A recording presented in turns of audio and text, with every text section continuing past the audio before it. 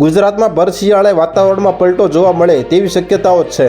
ઠંડીની સાથે કમોસમી વરસાદ પડે તેવી શક્યતા વ્યક્ત કરવામાં આવી રહી છે।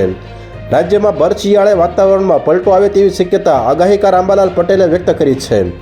ગુજરાતમાં આગામી 3 દિવસમાં ઠંડીનો ચમકારો જોવા મળી રહ્યો છે। ઠંડા પવનો ફૂંકાઈ રહ્યા છે, જેના કારણે ગાત્રો થીજાવતી ઠંડી પડી રહી છે।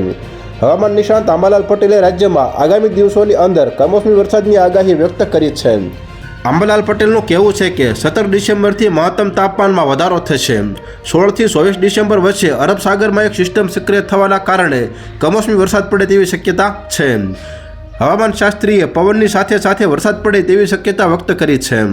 ઠંડીનો ચમકારો વધારે રહેશે તો તેવી સ્થિતિમાં કરા પડે તેવી શક્યતા વ્યક્ત કરવામાં આવી છે। તો હાલ અત્યાર માટે આટલું જ મિત્રો, ફરી મળીએ નવી અપડેટ સાથે। તે પહેલાં વિડીયોને લાઇક કરી ન્યૂઝ ચેનલને સબસ્ક્રાઇબ કરી દેજો અને પાછળ આવેલું બેલ આઇકન પણ દબાવી દેજો, જેથી તમને નવી ખબરો મળતી રહે।